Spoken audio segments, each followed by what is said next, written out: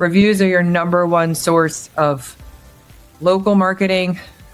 It can make or break you. So make sure you're responding, make sure you're paying attention to them. And it also helps with SEO, local SEO. And the other thing is use your CRM.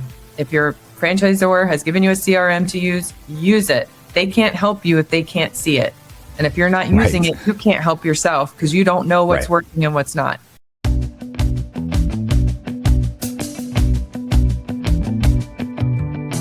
Hello, everyone, and thanks for tuning in to the latest edition of FranCoach's Franchising 101 podcast. I am Tim Parmeter, founder and CEO of FranCoach, and also your podcast host. Easy for me to say today. Hey, we are excited. We've got a guest coming on today. She has been a guest a couple different times in the past, but realize we've not talked about one topic of being a franchise owner and franchising in general. That's one of probably the two or three things that can really be scary as an owner because we usually know nothing about it or very, very little about it, and that is marketing. So we're going to go into all things about marketing as a franchise owner, things you need to know, things the franchisor has for you. And like every now and then, there are some things you have to do as well. So we've got our guest coming on here next to talk all about that. First, a quick reminder of who we are at FranCoach. FranCoach is the premier franchise consulting firm. Our number one goal is to properly educate you on franchise ownership to determine if you should own one. And if so, we're going to help you find your absolute best fit. Our educational approach ensures we focus on the client's best interest. We are not here to sell you a franchise. In fact, we don't sell anything.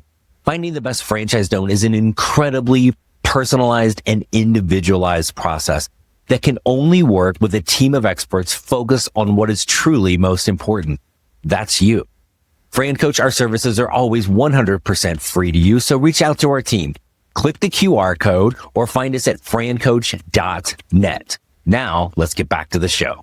All right, folks, we are back on the Franchising 101 podcast, and joining me is another prior guest, one of the queens of franchising coming on is Liane Caruso. And Liane is a longtime franchising expert, marketing expert, the founder of Hello CMO, which does fractional CMO work, which we're going to probably start off pretty quickly with what the hell does that mean. But Liane, thanks for coming on again.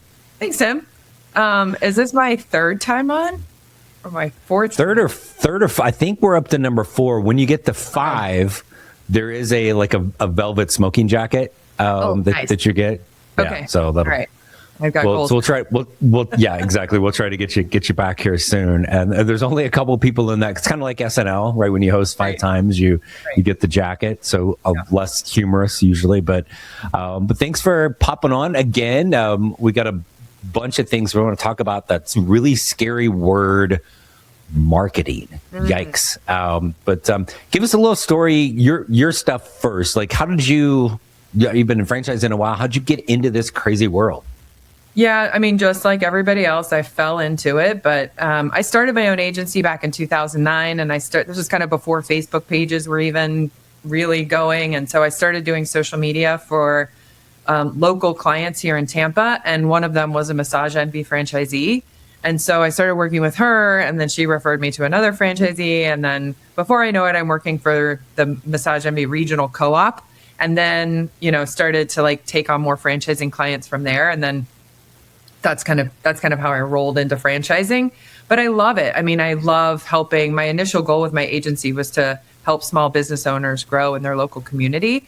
And so I get to do that from a local perspective, and then also from the franchisor's perspective, who that CEO visionary, that team started off small too, for the most part. And then they grew into, a big company that services communities across the land. So I kind of got a win-win on working in franchising, and I just kind of fell in love with it. So you're right. Yeah. And you're right. Like almost every one of us, it's like accidentally get into it. And then years and decades later, here we are. What was maybe before that? So I don't think anybody's going to randomly start a marketing agency without some level of experience or background, but what was before that for you? Yeah. So I started working, I had a marketing degree, but it was really hard to find anything because it was just so broad. But actually, when I lived in Key West, I started working for a marketing agency that did events. And so I did a bunch of events with the city of Key West, like Fantasy Fest and Superboat races and things like that. And then on the flip side, we also did public information clients. So we worked with transportation and roads and airports. So I kind of had both sides of the spectrum on the agency side. But I was working with agencies, and that brought me to Tampa working on the public agency side, but that brought me to different agencies that I was helping them grow their businesses. And after my son was born, he was about 3 months old, I was like, you know what? I can do this. I do this for other people, for other women business owners. I can do this for myself. And, my son was, like I said, 3 months old. I wanted some flexibility. I didn't know a soul in Tampa. I had just moved here. And it was stupid, but I did it and it worked. And I still have my very first client to this day. And it's a seawall contractor based out of Pinellas County. And I still work with them. They still get 2009 rates, but yeah. That is pretty cool. Yeah. Nice. You've done some different things along the way since you've gotten into this. And the last few years, I know, really focused heavily on being a fractional CMO. What does that mean? Sure. So the fractional CMO world kind of started on the franchising side a few years ago. My thing was I worked for agencies. My initial agency originally got acquired, but so I worked on the agency side and I worked on the brand side throughout the course of my tenure here in franchising. But what I kept seeing was these brands, like especially emerging brands or kind of brands that had 20, 30 locations, they start to franchise and then they realize that they might not have the systems or the right people in place or the marketing program or the strategy. They grow so fast and they don't really know what they're doing on the marketing side. And the CEO is still managing agencies and it just kind of becomes this cluster. And franchise marketing is such a unique beast. So what I saw was a gap was like coming in and helping these brands who are emerging or, like I said, maybe even 100 locations. And they just don't have people internally who know franchise marketing and they're all struggling and they want to learn and they want to know. So I come in and I help brands, help them build a strategy, help them build processes, help them build and grow teams, put together their franchise, their budgets on a corporate level, help them with local store marketing plans, help them with training their local marketer, their local franchisees. So I just felt like that was missing, and some of them can't afford a full-time CMO yet. And they've got good people in place, but the people just don't know the franchise marketing side of it. And so coming in and kind of helping them grow in that perspective and just laying the foundation and then working myself out of a job, it's a win-win for everybody. Yeah, no, it's super cool because I think one of the things that gets lost on people is when a business becomes a franchise, and in those first probably sometimes even 5 years or so, that CEO, it's their baby. It becomes two businesses, right? It's what the business that they had is still usually in operation, but then there's the franchise kind of mechanism of it. And then even that has two kinds of marketing because you need to find customers for all of your franchise owners, but you also have to have the marketing to find franchise owners. And those are different things. And people just don't know that. And I'm sure that's a big part of what you're doing with these brands is just kind of that overall education piece to begin with, to be able to get that plan in place, right? Yeah, I actually look at it as 3 prongs. So there's the franchise development side, like you just said, like finding franchisees for the brand, which is completely different than consumer marketing. Yeah. And then there's the national marketing, because almost every brand has a marketing fund. And the marketing fund is responsible for managing like top of funnel brand awareness type marketing activity, kind of that centralized website, SEO, things that kind of help build the funnel for the local franchisee. And then there's the local store marketing that the franchisee is responsible for, which is also very different from what the brand is responsible for from a top level. So they're kind of like 3 different strategies, 3 different plans. From a franchisee perspective, we're only looking at 2 of them. But, Right. you're putting money, you're putting royalty, you're putting brand fund money to the franchisor to help them, facilitate where those dollars go on your behalf.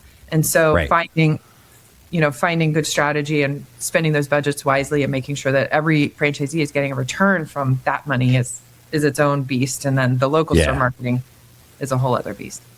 Yeah. So no, I love that. And I want to come back to the kind of the brand fun thing that you see sometimes and most times in an FTD with franchisors. Let's go to the absolute basics. And so we talk to people all day, every day, just kind of looking at franchising for the first time. Rarely do they have your background where they went to college and got a marketing degree, right? So marketing is a little, almost, it can be a scary word because they don't really know what that means, but you kind of have to have it. Otherwise you may not have customers. So just like kind of maybe like dumb it down for a second is when you become a franchise owner and they talk about, hey, we have to do marketing. What the heck are they talking about with that?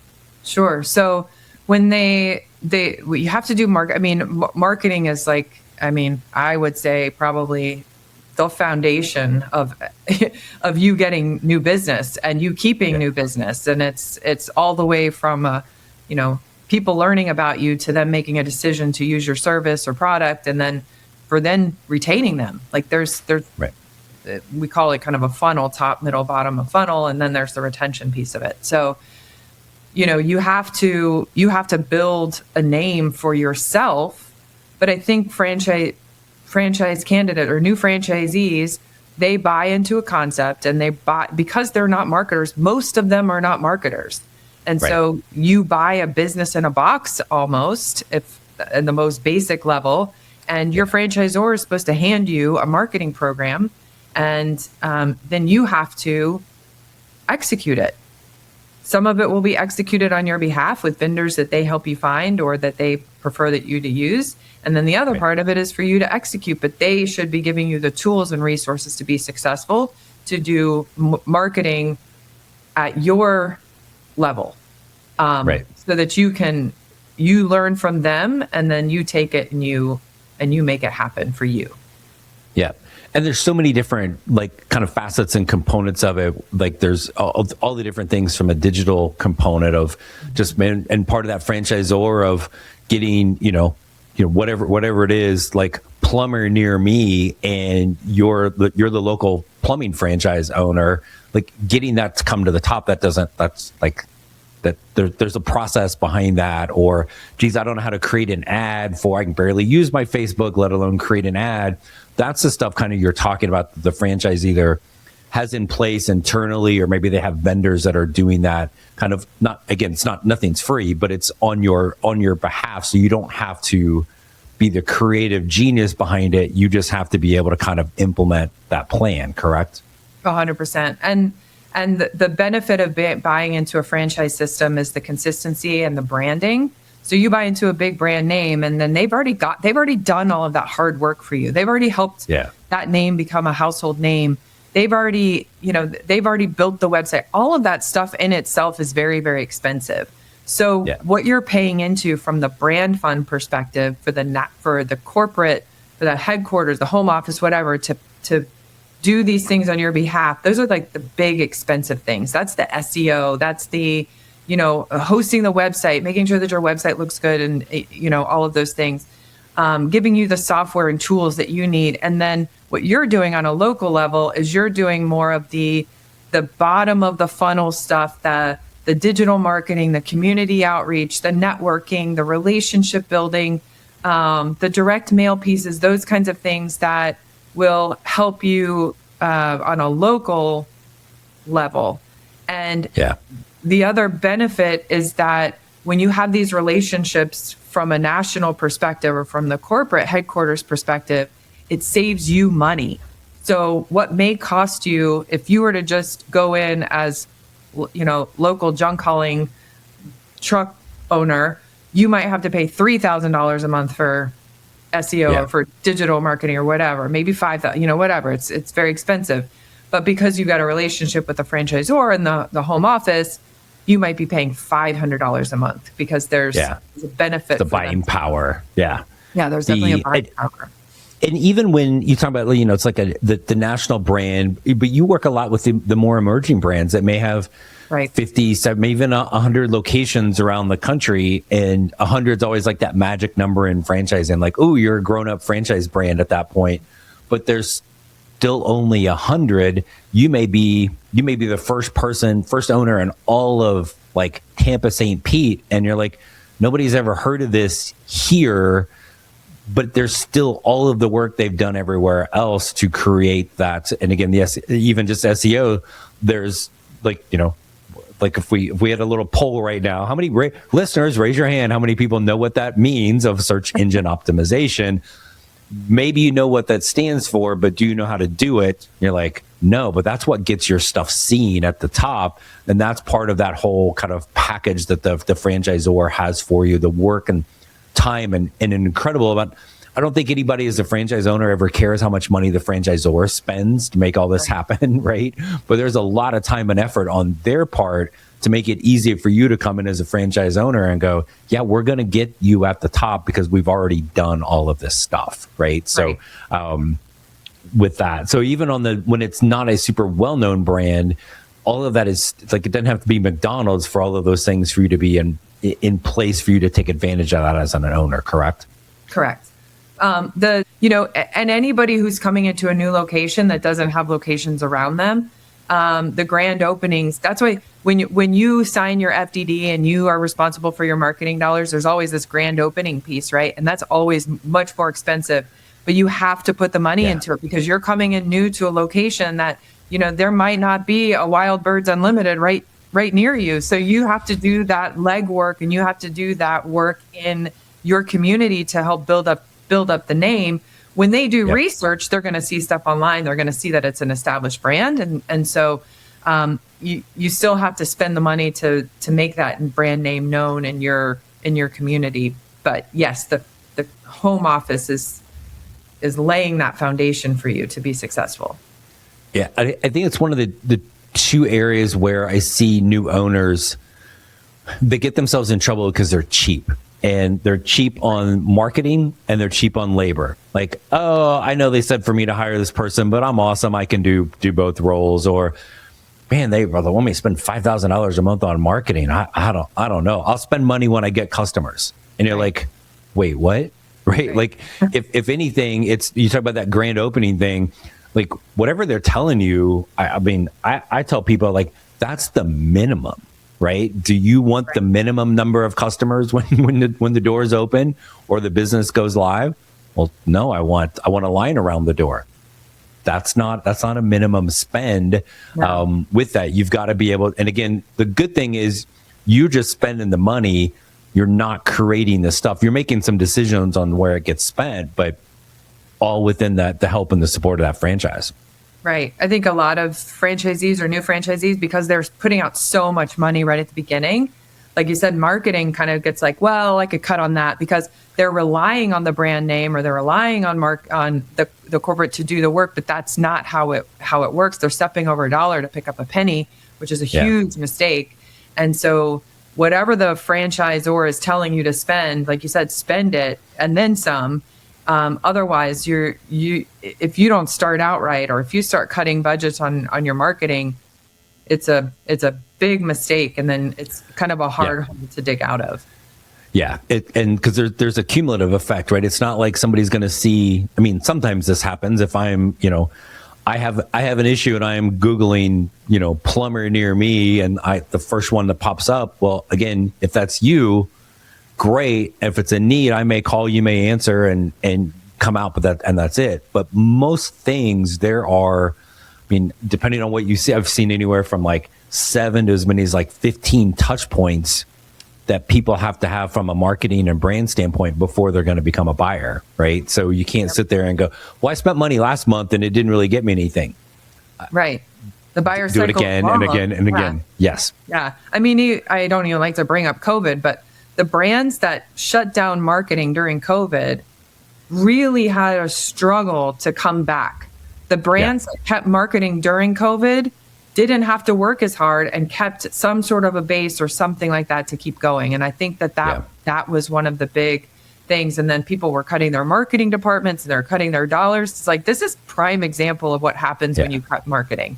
Because on the other side of it, it didn't work in their favor.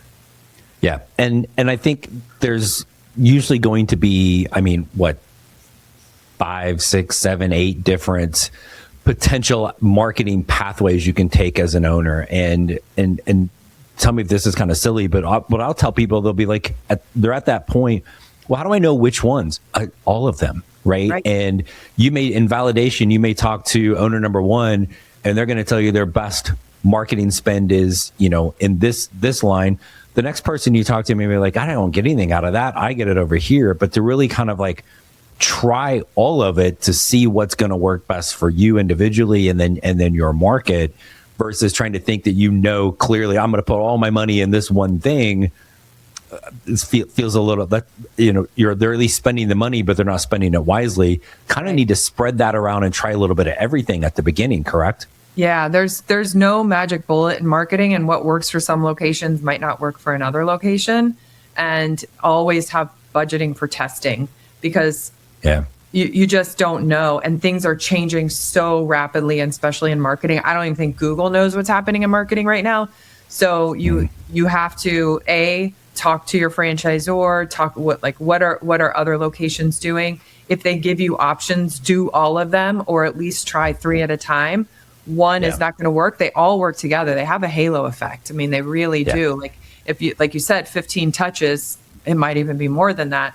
You saw it in the newspapers. You saw it on your Facebook app. You saw it on a billboard. You saw it on, and then in 3 weeks when you're ready to make that decision, you're like, oh yeah, I remember I saw this somewhere. It's the cumulative effect, and the fact that our devices, listen to us, right? And so, or the algorithms on any social media component, and Danielle and I talk about this all the time. I'm like, if I have, as my kid calls it, scroliosis, right? Of like, I'm on my phone and I am doing this on Instagram. If I slow the scroll on something, like, I don't even have to stop, right? It's in there, right? And so I pause for 1 second. I'm like, dang it. Yes, exactly. Like, I didn't mean, or like my finger slipped, and I'm like, I paused that. I don't want to see that again, right? No. But that's what happens. And then it's like, people the consumer doesn't realize, they're like, oh man, like this keeps coming up. This is like, it's my buying sign. Like, no, dummy, you clicked on it or searched it one time. And again, part of the thing and why you're spending the money and why the franchise has all those things, it's like, it's taken advantage of all of the algorithms. And again, like, I think the Google one in particular is so well. It's like that and the credit score. The two. What's the Google algorithm? I don't know. How do you determine your credit score? I don't know. Like, does anybody know? Yeah, there's like Milton from Office Space and in the basement office somewhere, right? Like, he's the only person that knows those things, because they change so often. The other thing from a marketing standpoint, like on all the things from a franchisor, and I think you and I and everybody that do this are going to tell every single new franchise owner, do not spend less than the minimum, spend more than the minimum, spend it everywhere. It's just basically smile and nod and do what they tell you, right? Yes. Liane is the marketing expert, not you. And if Liane's saying doing this, then do this, right? The other part, and I think this freaks people out at times even more, is you'll hear a lot the term like face of the business or local marketing. And like I know people are reaching for a paper bag because they're about to hyperventilate at times with this. Talk through kind of maybe the what that is, and maybe some of the kind of the misconceptions of also what it's not. Yeah. So I will tell you, I've worked with dozens of brands, and through, and I've got a CMO mastermind group, like through and through, the number one way to build your business is through local marketing, community outreach, networking, relationship building. You spreading the word, you building those relationships, going to networking meetings, shaking hands, kissing babies, sponsoring the little league team, sponsoring the like those kinds of things you are a local business regardless of the big brand name corporate entity behind you. And you don't have to be an extrovert to do this. Trust me, when I started my agency and I didn't know a soul in Tampa, I am an introvert through and through, although I put on this like mask that I'm not. But I had to learn to network, and I had to learn to do relationship building. I had to and that's really what built my business. I mean, I still have people reaching out to me from those days when it's not even the same company name, that are like, hey, I thought of you for so-and-so. Or like, I even just reached out to somebody to do shirts for me who I know from 15 years ago that I met her at a women's networking event. Like that is the foundation of everything that you do. Go meet your neighbors, if it's not you, it's got to be somebody in your organization. Like it is just the foundation. Signs, wherever you're allowed to have them, flyers, door hangers, those kinds of things, those feet on the streets, that is simply the foundation. The digital, the direct mail, the billboard, all of those things work in collaboration with that. That is a supporting role to your community outreach. Yeah. And most people that end up becoming franchise owners don't have marketing background. They don't have marketing degrees. They weren't working in marketing. And even if they were probably so far up, they weren't actually doing it. They're managing the people who manage the people who manage the people who do it. But rarely do people coming out of the corporate world have this local presence, the face of the business experience. It can be really scary, right? And like the one I will hear a lot is, I say face of the business, and they're like, "Oh, I don't want a cold call." I'm like, no, dude, that's not remotely what this is. But there is that fear of like, where do I go? What do I say? What do I do? I have to be pushy. Like, and some of the things, and I don't want to get your take on this, but I've told people over the years of like, you go to a networking event and you're like going there going, give me referrals. Like, it's not going to go well, and they're going to hate you, and you're going to be disappointed. It's just be the proud owner, wear your logoed stuff, or maybe it's even see like, hey, is anything I can do to help anybody here, right? But and you're going to be around local business owners that are like, there's a whole secret handshake that you're going to learn at that point, just from that perspective. When you hear somebody as a new franchise owner, maybe scared to death or confused of that, how do you kind of lessen their fears a bit on it? Yeah, I think you kind of just alluded to it. It's like, be proud of what you just opened. Like, this is your business. This is your thing that you're coming into the community. And don't you want people there? Don't you want, like, please come to my ice cream shop. I would love to have you. Bring your daughter. Dude, like, why aren't you wearing your shirt everywhere? I mean, I wear my branded stuff all the time.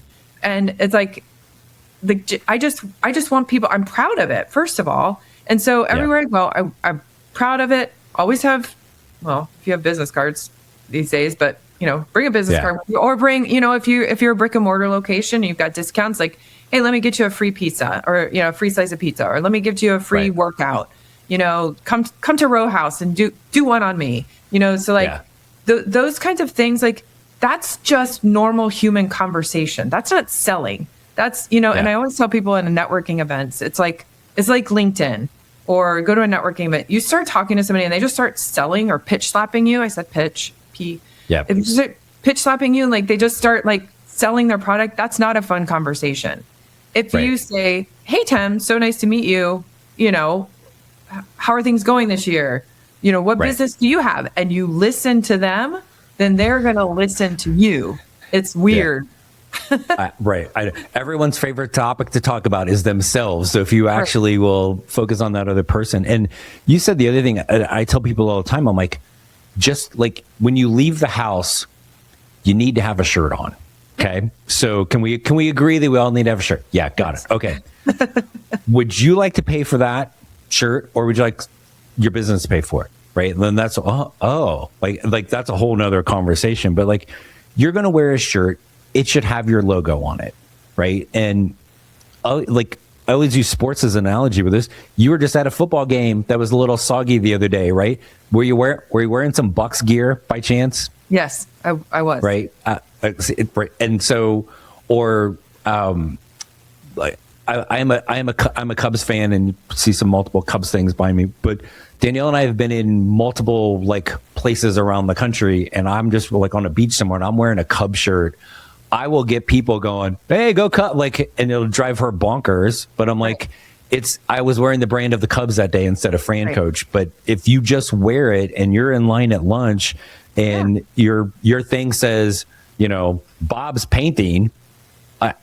Hey, Bob, like, do you mind if I ask what do you guys do? And then you get a resist here to go, we do painting, dumbass, right? But it's like, oh no, we like, are you going to tell them no? Or are you going to not speak to them? Or are you going to answer their question? And everybody's like, oh yeah, if you're logoed up, somebody's going to talk to you you mentioned Row House. When Danielle and I owned Row House Studios for a few years, I was on a plane one time, and like, go figure, I'm on a plane, and literally flying to Orlando where our studios were, and like randomly get into a conversation. I don't know how it came up with this lady next to me, and she lived close to one of her studios. I reached into my bag. I had a free class thing. She came in, took a class, brought a friend. We ended up with 2 members out of it just because I had logoed stuff, and I'm not the extrovert on the plane typically, right. But there was something logoed on my computer. She saw it, brought it up, and there we go into a whole conversation. It got us 2 members from it, and it's just correct. You didn't have to pay for a thing, the shirt, but your business covered it, and it was a tax free. Yes, correct, right. And I was going to be on the plane anyway. So just sometimes, but there's a lot of, I think, I'm sure you hear it all the time too, a lot of just fear and trepidation of, oh my gosh, what do I have to do? Like, am I going to feel like this pushy person? I'm like, I mean, if you are that pushy person, then you're going to be that. But most of us are not. We just want to kind of like fit in, but also be proud of what that business is, that we were spending our time and our money to own a business. Like, be proud of it, share it with people. Yeah. And I mean, the other thing is if you're not an extrovert, if you're not the one that's going to start that conversation, then, one of those 15 touches, guess what? Now you only have 14 to go because they saw your logo, know? And if the right person has to invite you and talks to you about it and opens up a conversation, then it is what it is. And that's just what you do. Like, it's just the foundation of community outreach, marketing, local marketing. That's the easiest one to do. Yeah. And I think right up there with the wrapped vehicle, right? You got to drive, right? That it just becomes a rolling billboard. And maybe it's somebody that it's really just not for you, or maybe you're keeping your job at the beginning and you're going to hire somebody, but it's like, you're still going to go to lunch. You're still going to do those things out in the community. You have to wear a shirt. Mm-hmm. Just be logoed up with this from that standpoint. So I love all of that. I guess maybe as you are, I'll kind of let you go here in a second, but anything else from a marketing standpoint that a potential franchise owner or a new franchise owner you would really want them to be aware of that maybe we haven't talked about? So, I mean, we talked about listening to the franchisor, but at the same time, sometimes things don't work, and sometimes they do. You just haven't given them time to. So one of the things that I see the mistake that I see franchisees do all the time is, in a month, it's not working. Yeah. Regular people. Anybody does that in marketing, unless they truly understand how marketing works. I'm not kidding you. It takes 3 to 6 months sometimes for some of these things to work, because there is a sales cycle, because there is the 15 touches, because there are all of those things. So when you pull things too fast, that's a mistake. Yeah. For the most part. So if you're feeling that way, or if you're feeling like something's not working, I'm red flag it, put it on the back burner, talk to your franchisor, talk to the marketing team, talk to the agency, talk to whatever, and let them help you evaluate whether or not it's working or not, or if there just isn't enough time. Most agencies will tell you it's not enough time, it's not enough time, it's not enough time. Sometimes it's the messaging, sometimes it's not, but hopefully all of that stuff has been defined. But what I see too many people make mistakes is they pull things too quickly, they agency hop, and they're just spending money and nothing's working because they haven't given it time to build on itself. And that's just how it works. You can't fix it. Right. Unfortunately, it does. And it feels like you're wasting money, but you're not. And so I would just recommend like hang tight, but keep your eyes out. If you got a gut feeling, but if you don't understand it, learn it. Go to your franchisor roundtables, go to those marketing meetings that they have, read the marketing newsletters, talk to the marketing team. You don't have to do it, but you have to understand it in order to understand if your marketing dollars are working for you. If you don't understand it, you're going to think that nothing's working. Right. Yeah. No, and I'm glad you brought that up. And it's something that I know we've brought up to our clients to become owners as well. But I always feel a little hypocritical because I have that same conversation with people of like, like it was 30 days or, well, they told me to talk to realtors and I talked to this one realtor and they said they weren't interested. So I stopped. Like, really? Like, so saying that time component, but I've been on the other side of that where, as of owning FranCoach and being in charge of where the money goes from a marketing standpoint, and I'll hear the whatever group we're working with for whatever it is, and like, oh, you really got to give it at least 6 months. I'm like, there's a part of my brain that goes, you're just saying that so you get my money for 6 months. I know the other part, what they're going to tell everybody else, but it's hard to kind of grasp that sometimes. And we did a thing last about a year and a half ago. We started spending a little bit of money on SEO as we had our website redone, and I literally forgot that it was going on, and it was all of a sudden we get the thing. It's time to renew the agreement. I'm like, what are we spending this money on, right? What did we get? And go back and look, and because I just put it out of my mind, we literally had like 3 clients that came through, but they came be from franchise owners from the work that was being done, but it all happened in the second 6 months of the year, right? So it was the first 6 months, it was just percolating with this, and then all of a sudden it turned into that. So it's probably a good thing that I had just completely forgotten about it. Otherwise, I would have had that same thing at 6 months. I don't know. Yeah. But it is a long sales cycle, and it's easy to grasp that until the moment you're the one that's writing the check, or it's your credit card, it's your bank account. Like, it's easy to get those alligator arms trying to reach in there for that. But it is just, I'm so glad you brought up that kind of patience component, because it literally could be one more month and like it all of a sudden it starts spitting out the business that you want. I've got two more, and I promise I'll be fast. Oh, good. Reviews are your number one source of local marketing. It can make or break you. So make sure you're responding, make sure you're paying attention to them. And it also helps with SEO, local SEO. And the other thing is use your CRM. If your franchisor has given you a CRM to use it. They can't help you if they can't see it. And if you're not using it, you can't help yourself because you don't know what's working and what's not. Fourth one, because you said it, is meet with your agencies. A lot of these people won't do those monthly meetings that they have. Part of their program is to meet with the agencies. Meet with them, let them tell you what's going on, if it's working, if it's not working, what they're doing to adjust it if it's not working. You might be having people come in, but if you're not using your CRM and you can't track it, you don't know if it's working or not. So that's on you. Or you're saying, oh, the leads suck. Right.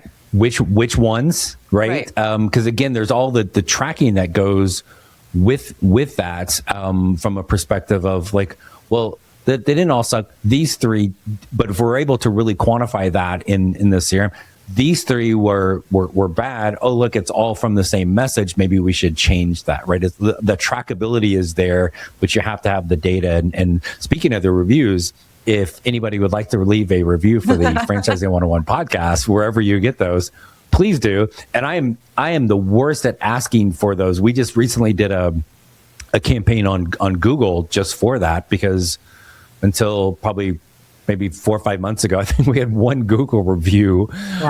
Because it's one of those things from a local standpoint, it's out of my comfort zone. And so I've got to get better at that. But so, yeah, there's my shameless plug for a review for the Franchising 101 podcast. So, if you have, and let me just say, if you've got two gyms, say you've got gym number 1, gym number 2, they're both right next to each other.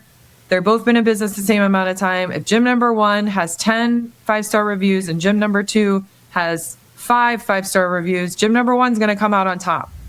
Like, that's just how it works when Google is feeding information, because Google wants the searcher to be happy and find what they need. So they're going to give something that predictably by its clients have said they're happy with this gym.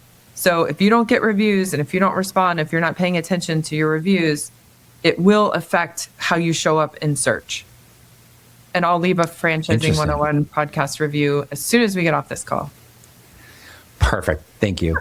So as you know what, I might, if you do that, I might bump you up and get that leather smoking jacket for you a little bit sooner. So cool. Well, and hey, really fast, it may not be for listeners, but the end of this month, you have a incredibly cool event going on. Tell everybody about that. Let's Grow. It's Franchise Growth and Development Assembly. It's for franchisors. It is for the franchise development side of people who are looking to grow their franchise brands with really qualified candidates and kind of building their system in a responsible way. So it's in Dallas, Fort Worth. And even though we live somewhat near each other at times, I will see you in Fort Worth first. We're half my life is 20 minutes from where you live. We never see each other there. It's always someplace else. But no, I love what you're doing with that, because it's hard when you're in the industry, and probably any industry, you've been doing it a while. How do you keep learning and getting better? And what you're doing with not just that event, but all your events are